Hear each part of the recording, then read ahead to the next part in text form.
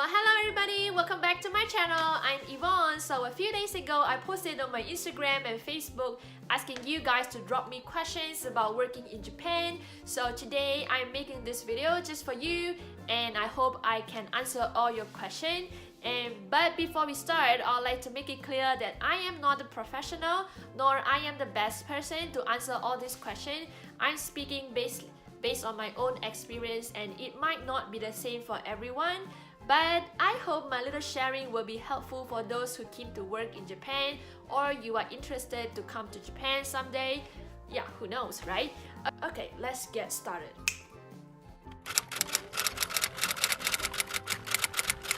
Okay, question number 1. Well, my answer to this question is half yes and no. Yes, because most of the Japanese company will require at least conversational or business level Japanese skills so that you can communicate with your colleagues and you can perform your tasks better, I guess. And the chance of employment will be higher if you speak Japanese. And no, for certain jobs that doesn't require you to speak Japanese, such as English teaching or nursery or any other job that doesn't require much talking. Yeah, basically. But you know, having Japanese skill will certainly improve your chance of employment, and better yet, if you have Japanese proficiency test and all that, I think with all that you can get a better pay, maybe. Yeah, so it's a yes, no. Okay, question number 2. What are the requirements? So the only requirement for you to work in Japan as a foreigner is to have a visa, a working visa. So Japan is pretty strict with their working visa because different kind of job will requires you to apply for different visa. So you can come to Japan to work as long as you can get a Japanese company who can sponsor your visa. So that's the only requirement. So question number 3, like I said just now, you have to get a job before coming to Japan. So what happened after you get a job?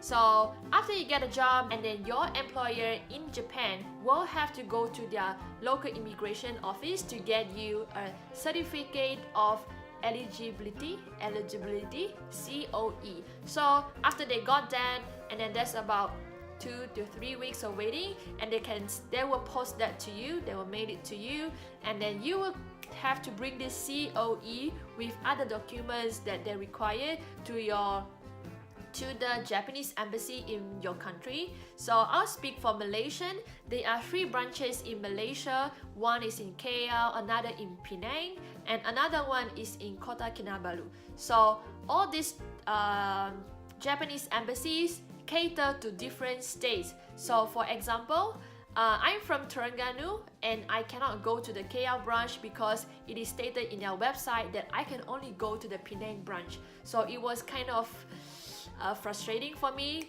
at that point of time because you have to wait for 3 days to get your visa certified. I'll put a link in the description below about visa application for Malaysian, so you can check it out and see what are the specific requirements that they need and the documents that they want from you and blah blah blah.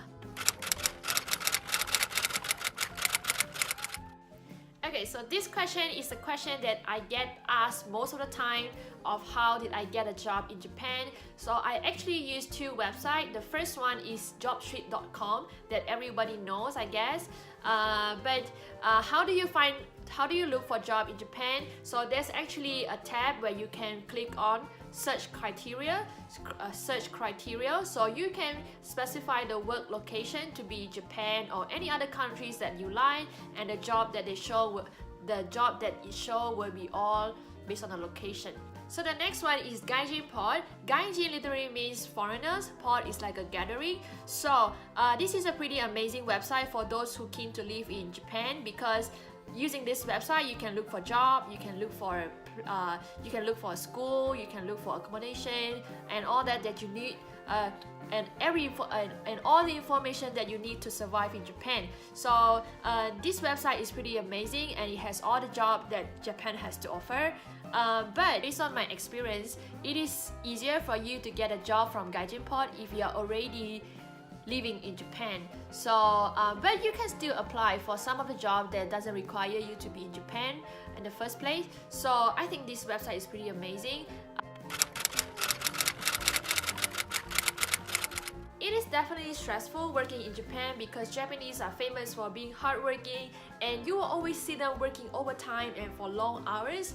And unlike Malaysian and Singapore, yeah, we always go out for meals during break time, but the Japanese, most of them, they don't. And I saw most of my Japanese colleagues, they would just eat cup noodles and anything instant, you know. And then even though we have like 45 minutes of break, they will only eat for 15 minutes, and for the rest of the time they will continue working. Yeah, so you know, to get at their pace, at first it was really difficult, but as long as you get used to it, I think it is doable. Yeah, it's definitely doable. Okay, we have finally come to the end of this video. I want to thank you so much for watching, and I hope my little sharing is helpful to all of you. And if you like this video, make sure that you hit the like button down here, or down here maybe. Okay, and also share this video with your friends who might be interested in working in Japan. And also, do not forget to subscribe to my YouTube channel, because your support is the biggest motivation for me to make more videos like this. So I'll see you again in my next video. Goodbye!